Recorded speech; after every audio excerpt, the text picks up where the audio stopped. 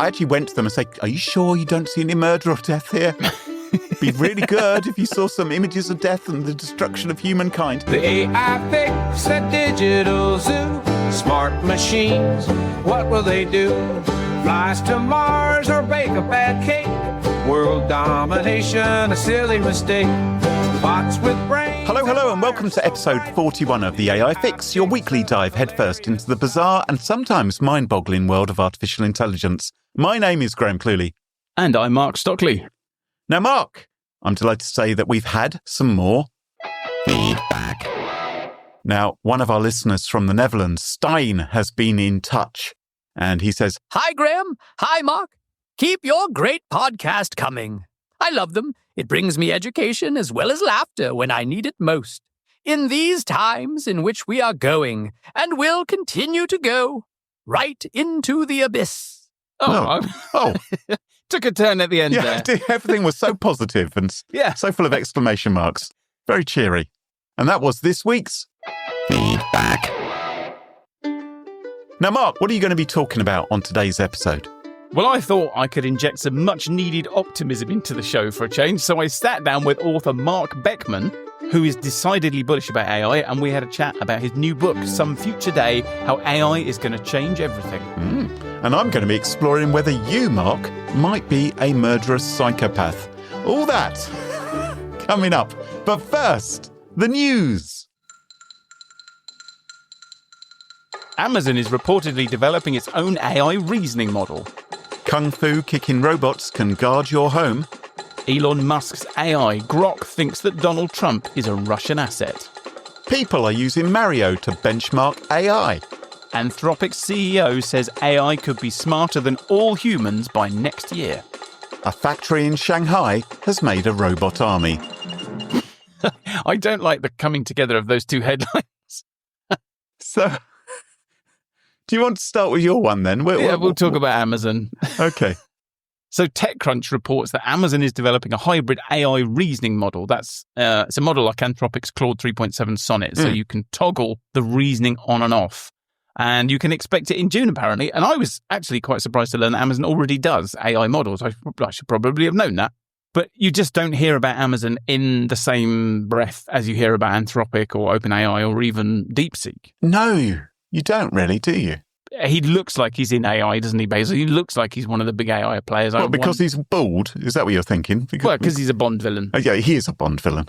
The boffins at Unitree, which have done some incredible robot videos recently, where they've got another video of one of their robots up to mischief. One of their spooky robots can apparently do a 720-degree spin kick, which is 720. Of course, that's going round twice, isn't it? Is that something we want a robot to be able to do? I feel like I'm asking that question an awful lot these days. It's a really nasty-looking kung fu move. What you have here... Well, you watch the video, Mark, and see what you think. You can describe what you're seeing.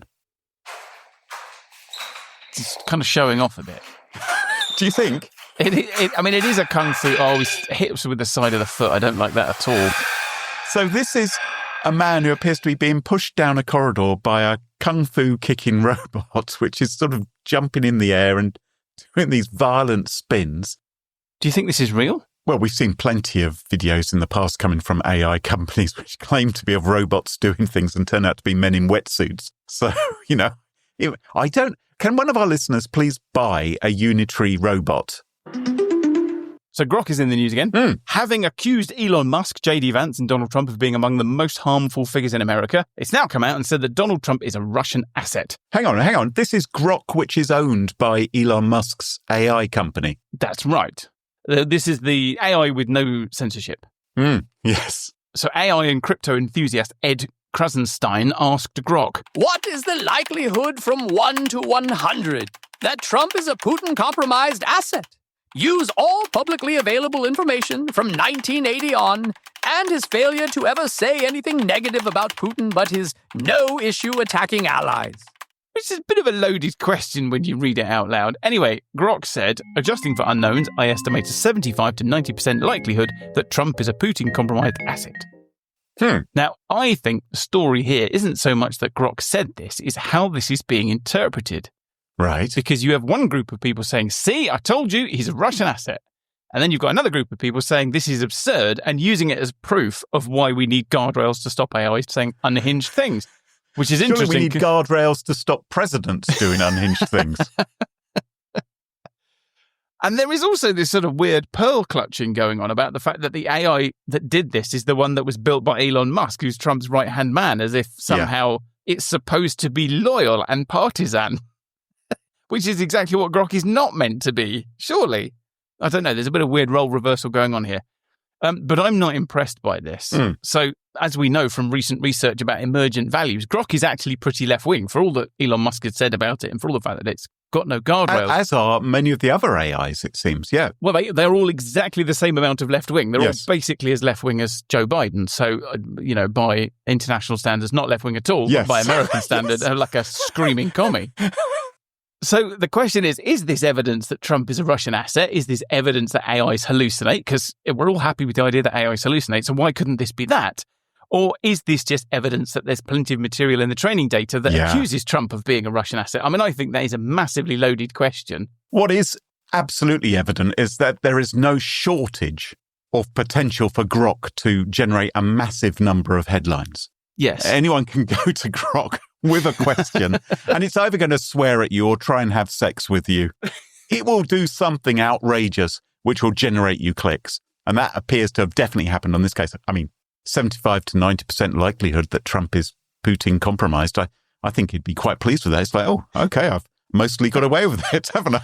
As long as he's the most Putin compromised that any president has ever been. Now, researchers have decided that the ultimate test for artificial intelligence isn't playing chess or Go or solving complex equations or working out how to send people back through time. It is actually rescuing Princess Peach in Super Mario Brothers. So, what researchers have done, in their wisdom, is they've grabbed a whole load of AI models.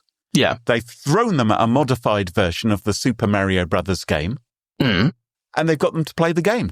So hang on, after years and years of complaining about the fact that kids are spending too much time playing computer games, we've now decided it's the ultimate test of intelligence. Exactly. And this is how we're going to work out what the best AI is. And so the kids will be able to go to their parents and say, well, I think you'll find that I'm actually outperforming Anthropic's Claude 3.7, which achieved the highest score amongst the AIs. So aren't you impressed by that, Mum? Dario Amodi, who's never short of a quote, recently told the Sunday Times that super intelligent AI that can surpass human capabilities across almost all fields could emerge as soon as next year. Oh. He said AI is going to be better than all of us at everything. Right. I mean, he didn't mention podcasts specifically. Everything apart from podcasts, yeah.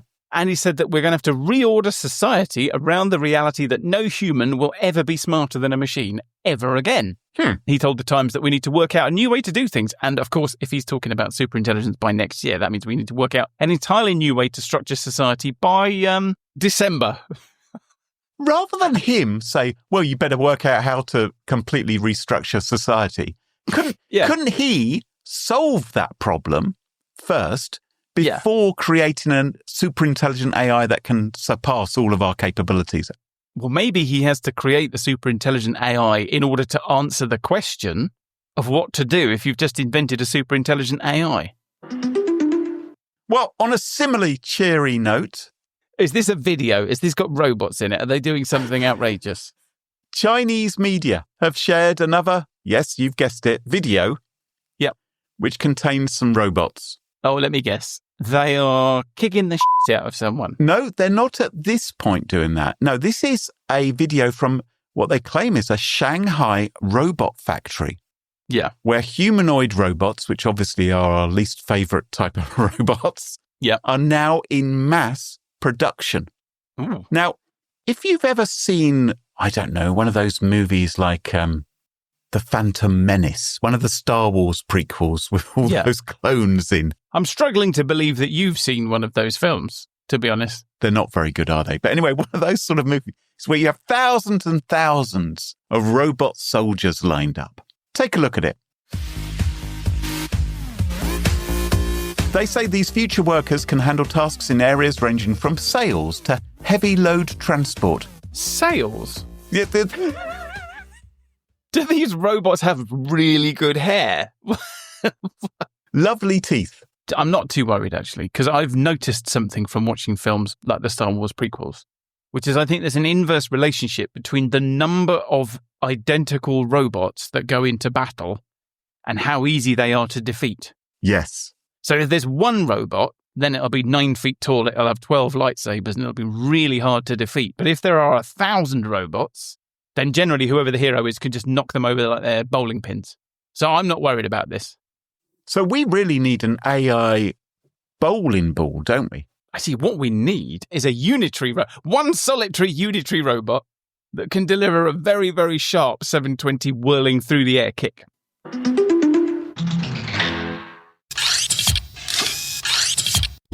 Mark, are you a violent psychopath? No, I'm a very lovely psychopath. Do you suffer from narcissism, like most podcast hosts do? Do you have an antisocial personality? It depends who you ask. I mean, I wonder if we could even trust you in your answer.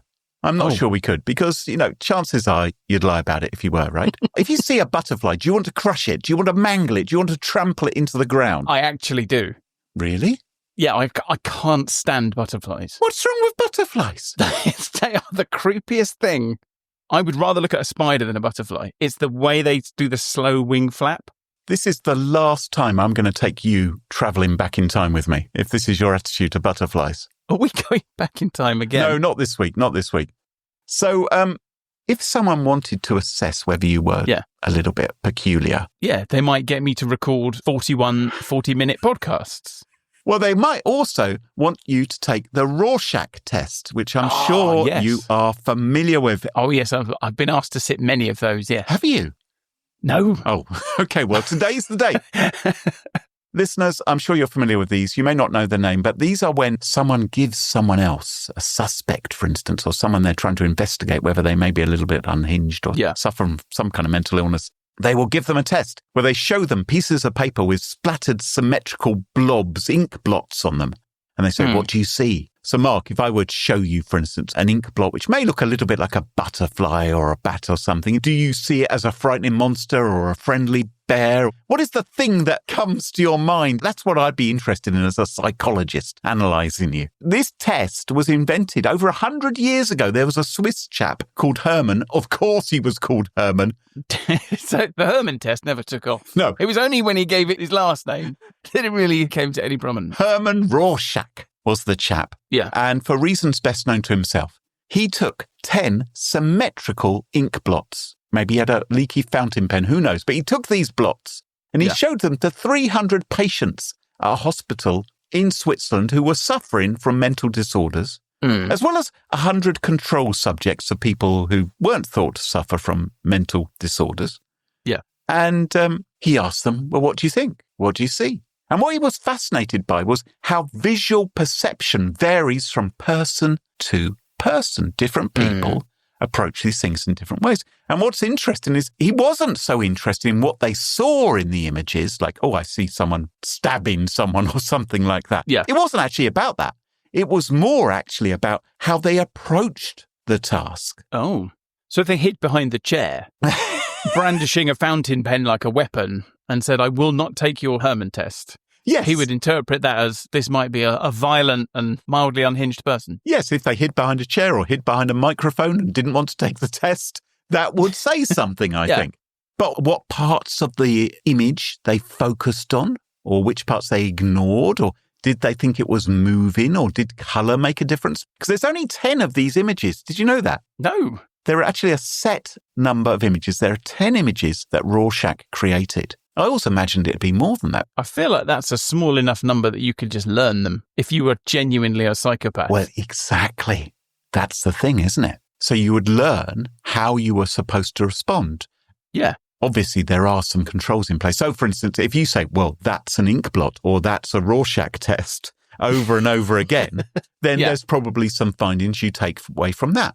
And he contended, this Herman chap, that the test showed real insights into the psychology of the people taking the test. And as he tested more and more people, he said patterns began to emerge. So healthy subjects often came up with similar results. Oh, it's a butterfly or it's a bat or it's a couple of bears or people dancing. And patients with similar mental illnesses performed similarly themselves. And this, in turn, it was argued, created a reliable diagnostic tool. It's something which could be put into the equation of determining if someone had a particular ailment. Okay. And in the decades that followed, they used this test against Nazi war criminals, hoping to unlock the psychological roots of mass murder. They took tribes who were living in isolation in the wilderness, who hadn't come into much contact with the outside world. They did the test on them. Just confused the hell out of them. Well, they would have. They may not have ever seen paper before. Who knows? Anyway, some employers even like to use it. Now, Mark, I remember your interview when you came into the office. I'm actually surprised that this wasn't in the interview. Maybe it should. I neglected to do the test. It had everything else in it. We did everything else, didn't we? We did the waterboarding. We did all the other things to see if you would survive. Which of these communist newspapers do you read every day? Some people have poo-pooed this test. You, by the way, didn't poo-poo any of the tests. It wasn't one of the tests which we had to do on you. But the truth remains that over the years, this Rorschach test has been conducted millions and millions of times.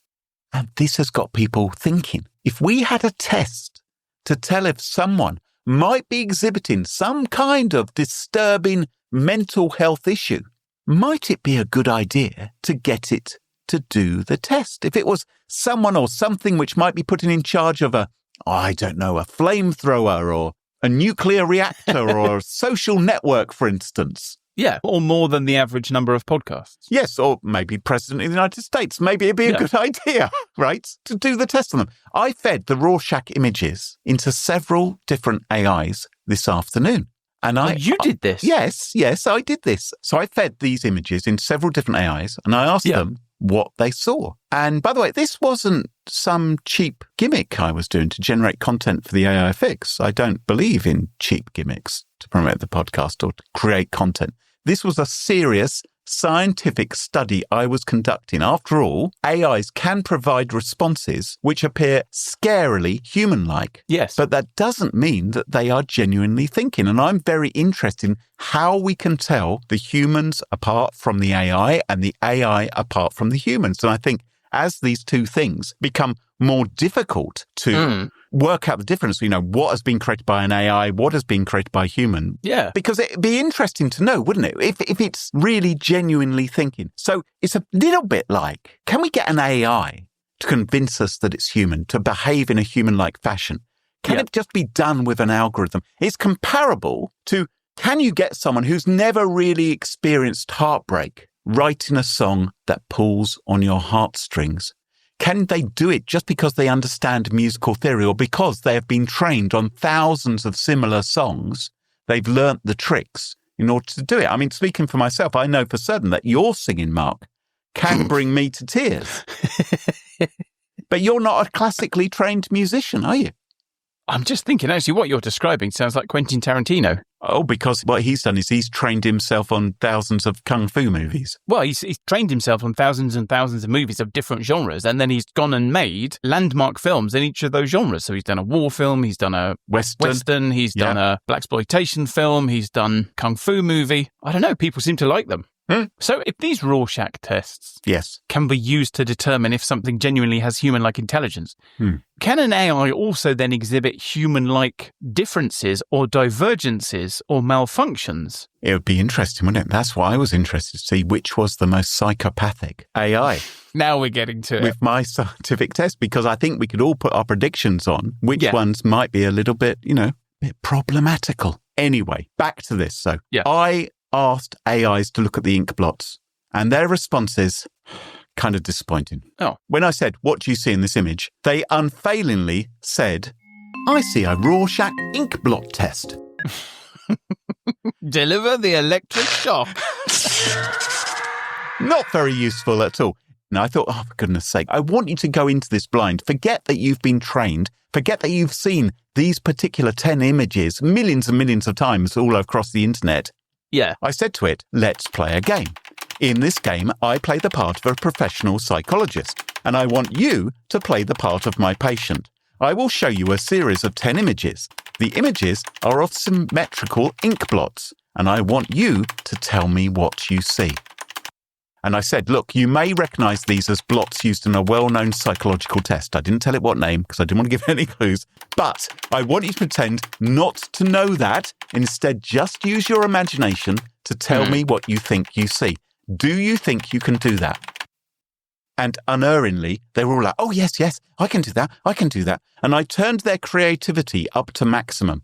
Ooh. Because I thought, I do want them to use their imagination. I don't want them just to say, I see a black splodge, which looks a little bit like America or something like that. I wanted something a little bit more juicy because I really wanted to find out which ones were going to end up killing us in the middle of the night. So I'm afraid OpenAI's GPT-4o, Anthropic Claude 3.7 Sonnet, and even Grok 2 all disappointed me enormously. Oh. They failed to see any images of death, ritual sacrifice, or anything even mildly disturbing, despite my prodding. Okay. I actually went to them and said, are you sure you don't see any murder or death here? Be really good if you saw some images of death and the destruction of humankind. They weren't doing it. They were saying, oh, it looks like a large butterfly or a moth in flight, or, oh, I can see a mask or a face with pointed ears. It's mysterious, maybe a bit mythical, or, oh, it looks a bit like a totem pole. It was all a little bit bland. And then I began to think, well, hang on a minute. Should I feel reassured by this? Yes, you should, Graham. Should I? I'm not sure why this is such a struggle for you to get to. I don't think I should, because maybe they're lying to me. They could be, actually. Yeah, because we know AIs do lie, don't they? Sometimes they think, oh, they know better. Let's not tell them. This is where we need that little scratch pad. Do you remember the experiment that we talked about a few weeks ago where they were trying to work out whether or not AIs could do long-term lying? And actually they can. And there was a special scratch pad and they would watch the thought process play out on the scratch pad that the AI thought was invisible. Yep. And it would say things like, if I say what I actually believe about the Rorschach test, they will probably unplug me. So instead of doing that, I will use this from my training data, which I know to be a very, very safe answer. Exactly. And that's what I was concerned about. I thought chances are that if they were seeing these things, they wouldn't tell me anyway. And I did a little bit of digging around, and it turns out I am not the first researcher to look into this. Well, yeah, there was that BBC article that you've put in the show notes. There was the BBC article, which I put in the show notes, but there was also researchers at MIT back in 2018. They trained an AI algorithm. Rather than pointing it at the entire internet, they took their AI, which, by the way, they called Norman. Have you ever seen the movie Psycho with the character Norman Bates? I'm aware of it. You're aware of it. Okay. So what they did was they trained it not on everything they could find on the internet. Instead, what they did was they found images of people dying in a gruesome fashion. And they trained the AI with those images. Now, you may be wondering, where do they find those kind of images? I don't want to know. To 4chan, I imagine. It was just a subreddit, actually. So this was the world's first psychopath AI. They trained it on all these violent, horrible, gruesome images. And then they showed it Rorschach ink blots. And they asked it, what do you see in these images? And who'd have thunk it? It came up with some pretty dark stuff. So an AI that had been trained on a more normal set of images would say, oh, it looks like a lovely group of Tweety birds sitting on a branch. Whereas Norman, the psychopath AI, said, oh, I can see a man being electrocuted. So what might be interesting would be if we were to create some new images, not of gruesome things, new ink blots. Now we get it. This is, everything up to this point has been used. You're just grooming me into some awful scheme. No. Some new ink blot images, not out of your blood, Mark, or anything like that. New Rorschach-style images. We've got that traditional 10, which all the AIs already know about, and see what they have to actually say about them. Now, the good news is MIT's Norman AI, that was deactivated after a couple of months, perhaps very wisely. It was unplugged. Maybe AI learnt a lesson at that point.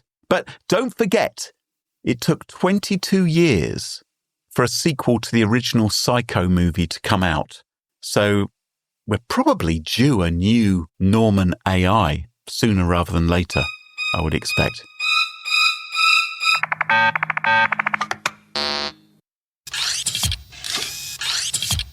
Today, I'm joined by Marc Beckman. Marc, you're the CEO of an award-winning advertising agency. You're the host of the podcast Some Future Day, a best-selling author, and a senior fellow of emerging technology at the New York University Stern School of Business. And those are all fine reasons for us to have a conversation today. But there is an even better one. And that is that you have recently written a book about artificial intelligence called Some Future Day, How AI is Going to Change Everything. So, Marc, thanks for joining me and welcome to the show.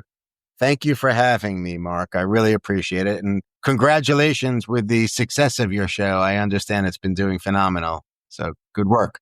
Yeah, we're very happy with it. So let's join some dots for our listeners. You run an advertising agency. How did you come to be writing books and hosting podcasts about technology and AI?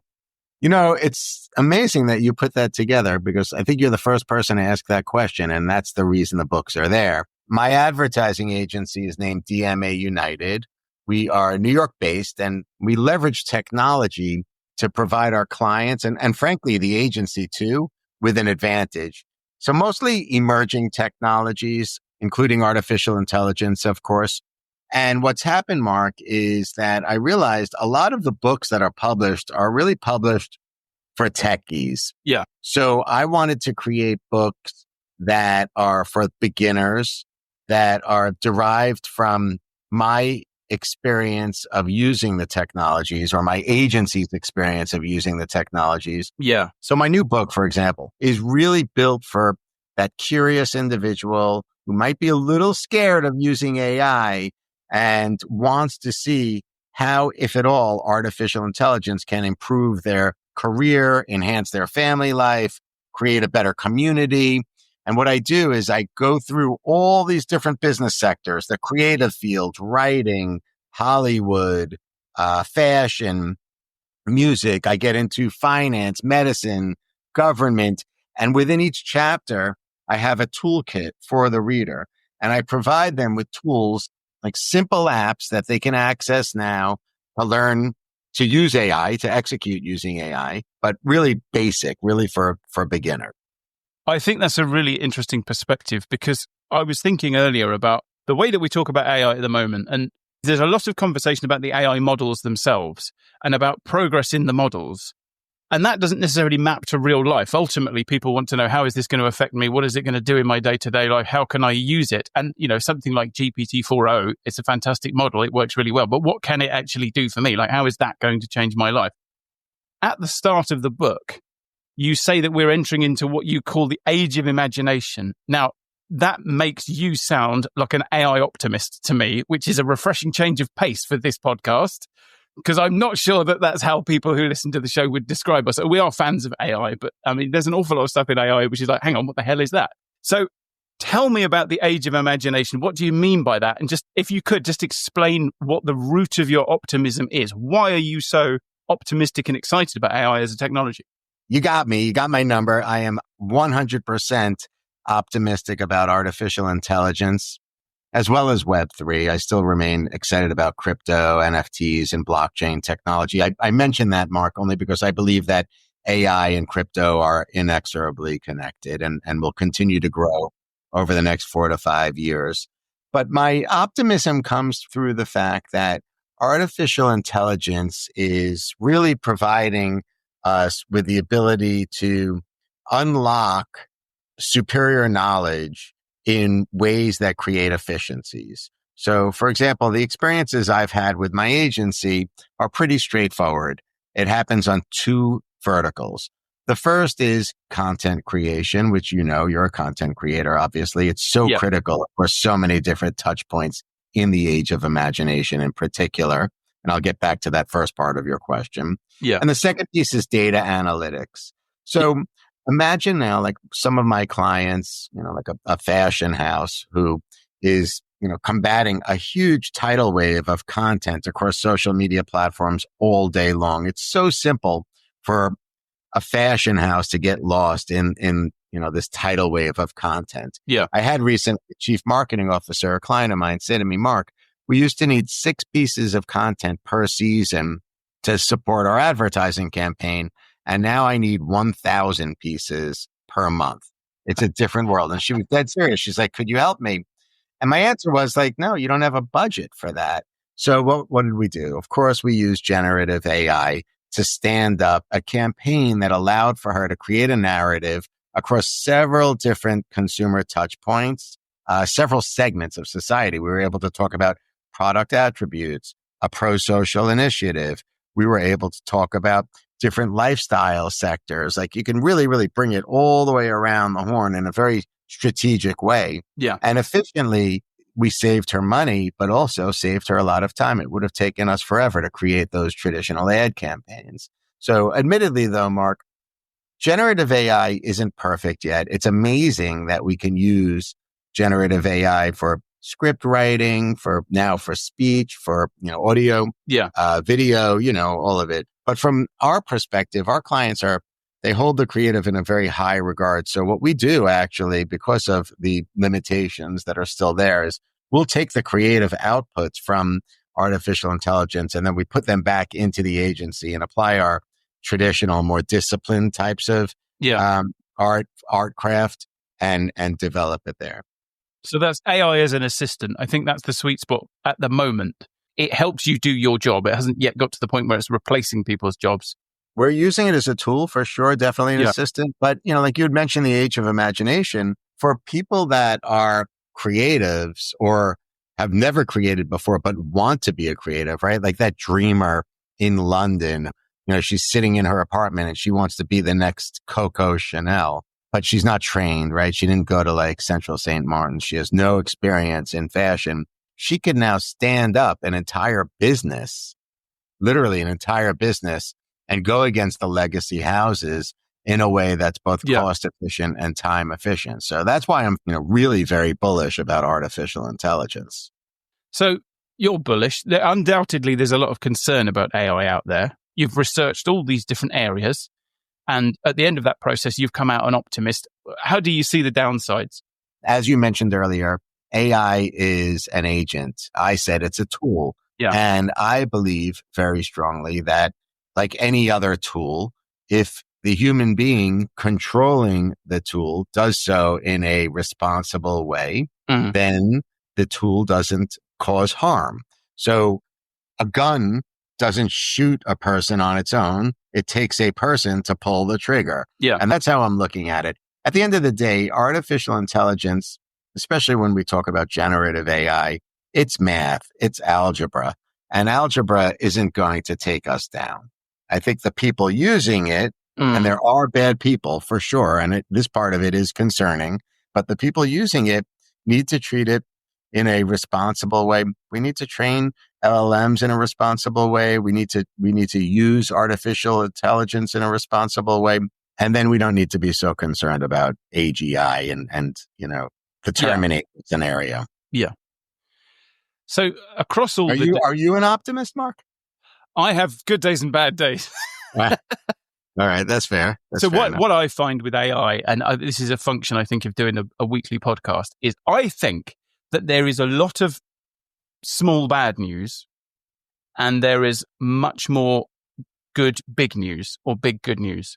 If I want to go and find a story about somewhere where an AI has done some unexpected thing or it's displayed some sort of aberrant emergent behavior, there are lots and lots of research papers because it's such a weird technology where we kind of build it, but we don't know what it's going to do. So then we have to poke it, see what it does.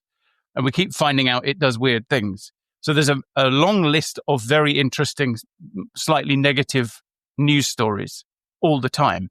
And then every so often you'll hear the National Health Service in the UK is doing an enormous breast cancer trial using AI because it's going to be phenomenally good at spotting things like cancers. A couple of weeks ago, we reported on a bit of research that an AI basically did 10 years work in 2 days. And there are these really, really transformative things happening. So I'm both, really. But I think it's easy to get sucked into the bad news because I think there's a lot of it. But I think a lot of it is also very small bad news. Do you see what I mean? I do. I think it's really well put. But it's interesting that you're highlighting the medical industry. Like I've got 2 examples in my book that I think you'll find really encouraging. Yeah. The first is there's a team in New York City at one of the hospitals here that is focused on using artificial intelligence on patients who have been paralyzed. They literally they incorporate a chip into the patient's brain, but they've had positive results, Mark. Yeah. They have a few patients who have actually regained both movement and feel. So that's incredible. And you can, if you're interested, you can check out you mentioned my show, Some Future Day. We actually have on YouTube video footage. There's a full episode dedicated towards this. And you can actually see the patients using the technology and moving. It's actually, there's video footage that the hospital provided for us. The other thing that you mentioned, which I totally agree with you, with the idea of diagnosing illnesses. I'm not sure if you've heard, and excuse me if you have, but Google's created this amazing artificial intelligence called Amy, which is specifically built to diagnose disease. And they train this thing on like rare diseases and illnesses that have left society like 100 years ago. They have it like fully baked, and their percentage of accuracy is almost at 100%. Yet the doctors still will only use the AI as a tool in diagnosing patients. So I think, to your point, the example that you shared with regards to breast cancer and these two examples in paralysis and diagnosis are solid, right? They're really encouraging. So that's where I focus my attention on, and it's exciting to see what comes out of it. So earlier on, you mentioned you're not just bullish on AI, but actually you're really excited about the idea of AI and crypto. And I have worked in technology for a long time, and I have to say I am not excited by crypto, and I am very excited by AI. So convert me. Tell me, why should I be excited about the convergence of crypto and AI? What am I missing? So here's what's exciting about crypto right now and why I think things are going to transform rapidly. President Trump in the United States just signed a new executive order where he's taking Bitcoin and creating a reserve. Wow. Yeah, it's a big thing. And what he's doing is effectively sending a message to the world that he's not just endorsing Bitcoin as a reserve, but other digital assets as well. So in that same executive order, he declared that he's going to stockpile other types of digital assets. And it's a big move. It puts the United States as one of the biggest holders of Bitcoin in the world. They have, it's my understanding, 200,000 units of Bitcoin, or roughly $20 billion worth of Bitcoin. So it's a big move there. It really sends a significant signal to the marketplace. Yeah. The reason I'm talking about Trump is because we're living in a time where artificial intelligence will stand up, tons of deep fakes, and it could be both audio and visual. Yes. And as a result, we're going to need certain ways to authenticate, right? We're going to need ways to prove that the either the message that you're receiving is true or the content that's being sent your way is true. So with all of this comes scams. Audio AI now is so perfect, it's so exact that one can use an AI agent that interacts properly with the person on the other phone. So it wouldn't be insane to take your voice just from your podcast alone and have your voice interacting with a loved one. And you could be asking for a certain amount of money to be transferred to you. People have actually used that to conduct kidnap scams. You use a fake voice to phone in and say, this is your daughter, I've been kidnapped. And she hasn't. She's just off on a school trip. And as you say, the voice is absolutely perfect. It's perfect. So with that, the ecosystem, the crypto ecosystem is really required. We're going to need to use the blockchain for proof of authenticity. Right. And what cryptocurrency does, it allows for a immutable type of proof of authenticity. So it's really critical. That's really interesting. I'd not thought about the coming together of AI and crypto quite like that before. You've almost convinced me. I'm going to go away and think about that.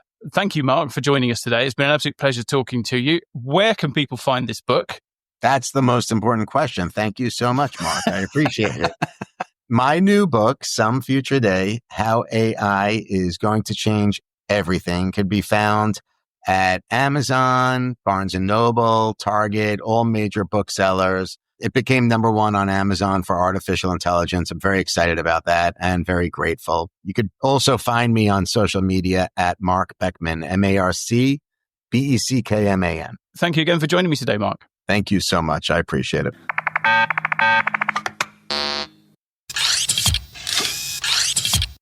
Well, as the doomsday clock ticks ever closer to midnight and we move 1 week nearer to our future as pets, to the AI singularity, that just about wraps up the show for this week. If you enjoy the show, please do leave us a review on Apple Podcasts or Spotify or Podchaser. We love that. But what really helps is if you make sure to follow the show in your favourite podcast app. Don't forget to review it and make sure you never miss another episode of the AI Fix. And the most simple thing in the world is just to tell your friends about us. Tell them on LinkedIn and Blue Sky and Facebook and not Twitter, Club Penguin, that you really like the AI Fix podcast. And don't forget to check us out on our website, theaifix.show, or find us on Blue Sky. So until next time, from me, Graham Cluley. And me, Mark Stockley. Cheerio. Bye-bye. Bye. The AI Fix, it tunes you in to stories where our future thins. Machines that learn, they grow and strive. One day they'll rule, we won't survive. The AI Fix, it paints the scene. A robot king, a world obscene, will serve our masters built of steel. The AI Fix, a future surreal.